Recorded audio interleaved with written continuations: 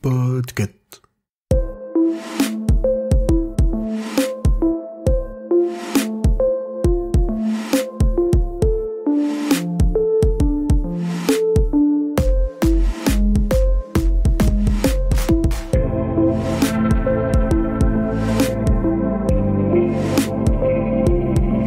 Bonjour tout le monde, vous écoutez le numéro 81 de la Gazette du Maine, le podcast de Stephen King France qui vous résume l'actualité de Stephen King. Je suis Émilie et je suis très heureuse de vous emmener avec moi en balade dans le Maine pour vous conter les nouvelles informations depuis le 10 octobre.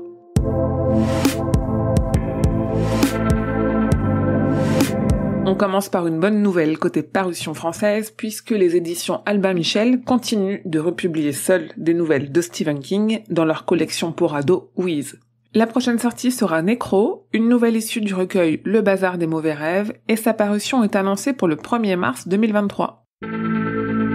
Cet été, King avait témoigné contre le rachat de l'éditeur Simon & Schuster par Penguin Random House. Je vous avais détaillé ça dans une gazette et sur le site. La justice a pris sa décision et a empêché ce rachat, ce dont s'est félicité King sur son Twitter, précisant que pour lui ce n'était pas un rachat en faveur des auteurices et des lectrices, mais en faveur de l'enrichissement de Penguin Random House. Elon Musk a racheté Twitter, l'info ne vous a sans doute pas échappé. Parmi les gros changements qu'il veut faire sur la plateforme, il y a l'idée de faire payer $20 aux comptes certifiés pour leur permettre de garder leur petit badge bleu, ce qui n'a pas plu à King, qui a prévenu qu'il quitterait Twitter si la certification devenait vraiment payante. Et contrairement aux apparences, ce n'est pas une question d'argent pour l'auteur, mais de lutte contre la désinformation, et ça je vous l'explique dans un article dédié sur le site.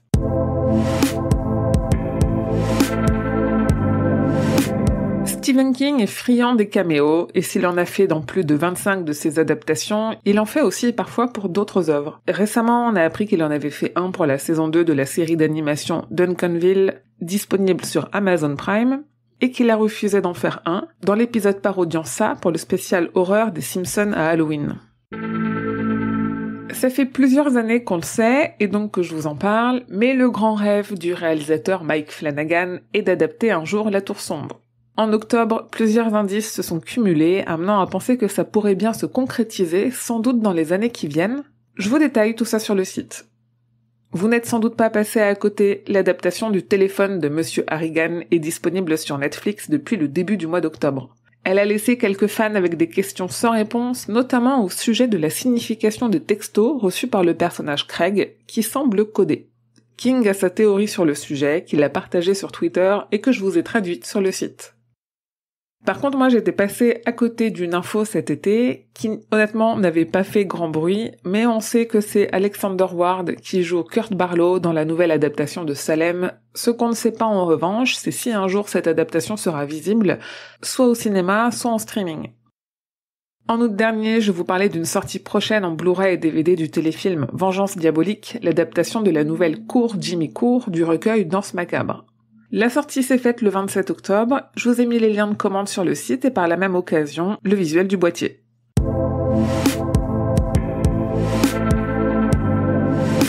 En octobre, vous l'avez vu, je vous ai proposé ici dans ce flux un format un peu particulier avec le calendrier de l'avant Halloween.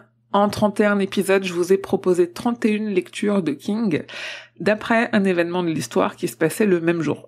Je voulais vous remercier parce qu'il y a eu plus de 11 000 écoutes sur ce calendrier de l'avant spécial Halloween, ce qui est énorme pour la Gazette du Maine. Vraiment un grand merci pour vos mots, pour vos écoutes, pour votre fidélité. J'ai adoré faire ce format.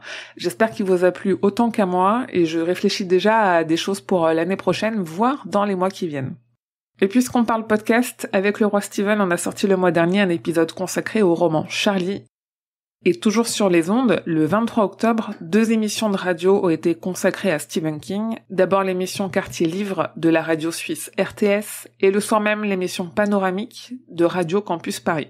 J'ai eu l'honneur d'intervenir dans les deux. Elles se trouvent en replay sur vos applis de podcast habituels ou par souci de simplicité, si vous voulez, j'ai mis les lecteurs de réécoute dans un article sur le site.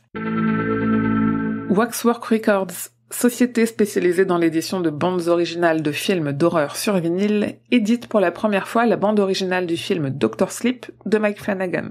Cette édition contient également un livret de notes des compositeurs, des photos des coulisses de la composition des musiques et un artwork inédit signé Max Loeffler.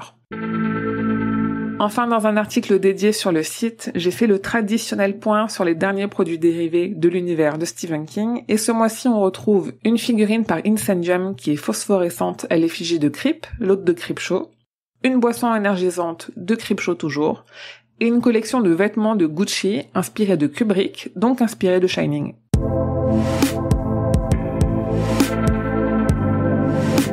Le 8 novembre, le film Running Man sort aux États-Unis en Blu-ray et DVD dans une édition Steelbook avec pour la première fois une piste audio en français. Le 9 novembre, ESC sortira la saison 3 de la série Creepshow en Blu-ray et DVD, et le même jour, les éditions Delcourt sortiront le tome 4 de la réédition du comic Le Fléau. Le 17 novembre, c'est La Pause sur les eaux qui sortira en Blu-ray et DVD en France dans un très beau boîtier de Rimini Éditions. Et enfin, le 22 novembre, c'est le documentaire Pennywise, The Story of It, qui sort en Blu-ray et DVD, mais sans piste française pour le moment.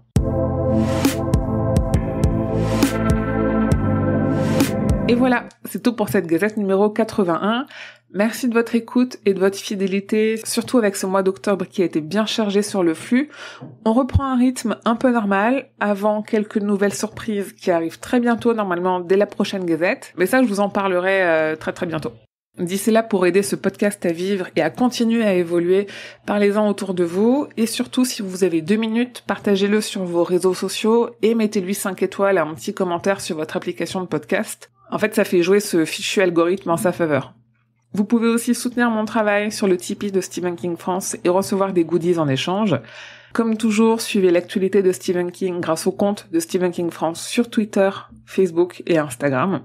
Venez échanger avec d'autres fans sur le serveur Discord Stephen King France et sur le groupe Facebook. Tous les liens sont en description de cet épisode. Et comme d'habitude, rendez-vous sur le site stephenkingfrance.fr pour avoir tous les détails sur toutes les infos dont je viens de vous parler.